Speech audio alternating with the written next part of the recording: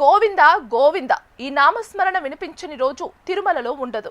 కలియుగ ప్రత్యక్ష దైవం శ్రీ వెంకటేశ్వర స్వామిని దర్శించుకోవాలని ప్రతిరోజు లక్షలాది మంది భక్తులు తిరుమలకు చేరుకుంటారు. కానీ చాలా మందికి ఒకే సందేహం, తిరుమలలో దర్శనం ఎలా చేసుకోవాలి? ఏ టికెట్ తీసుకుంటే త్వరగా దర్శనం అవుతుంది? ఉచిత దర్శనం ఎలా ఉంటుంది?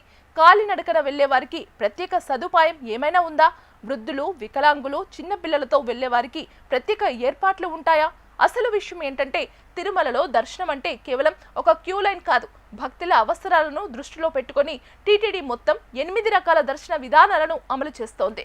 ఉచిత సర్వదర్శనం నుంచి 300 రూపాయల ప్రత్యేక ప్రవేశ దర్శనం వరకు, కాలినడక భక్తులకు దివ్య దర్శనం నుంచి రక్తదానం చేసే భక్తులకు ప్రత్యేక దర్శనం వరకు ఎన్నో విధానాలు ప్రస్తుతం అమల్లో ఉన్నాయి. మరి తిరుమలలో ప్రస్తుతం ఉన్న ఆ 8 దర్శనాలేమిటి?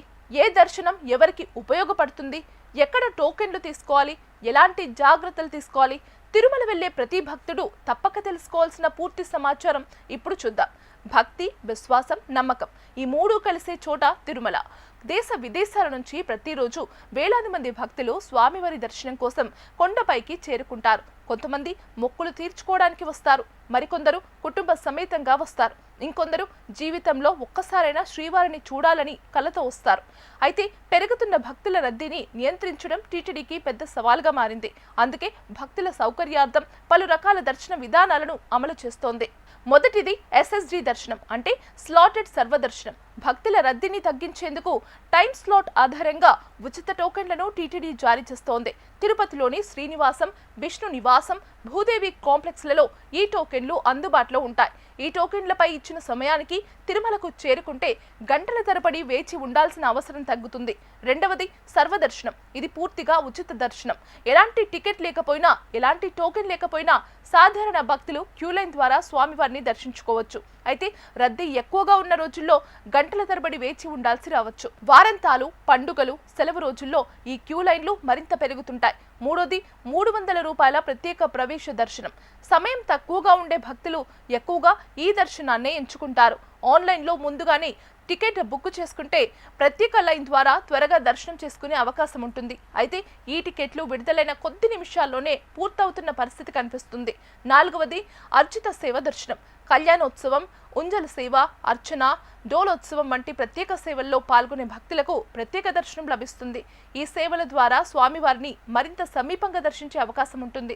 అందుకే చాలా మంది భక్తులు నెలల ముందే టికెట్లు బుక్ చేసుకుంటారు. ఐదవది దివ్య దర్శనం. అలిపిరి లేదా శ్రీవారి మెట్ల మార్గాల ద్వారా కాలినడకన వెళ్లే భక్తులకు ప్రత్యేక టోకన్లు జారీ చేస్తోంది టీటీడీ.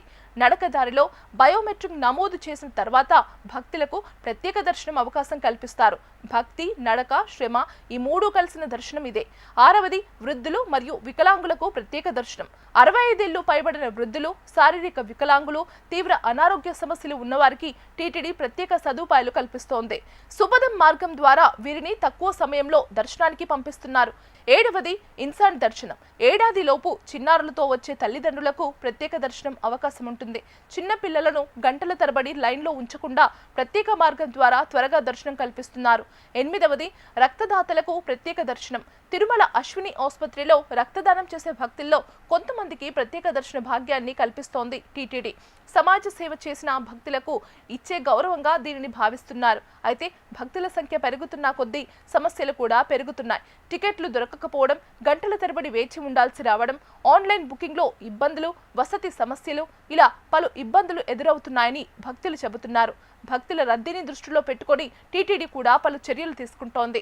అదనపు క్యూ లైన్లు, తాగునీరు, అన్నప్రసాదం, మెడికల్ సదుపాయాలు, భద్రతా ఏర్పాట్లు, ఇలా భక్తులకు ఇబ్బందులు లేకుండా చర్యలు చేపడుతోంది.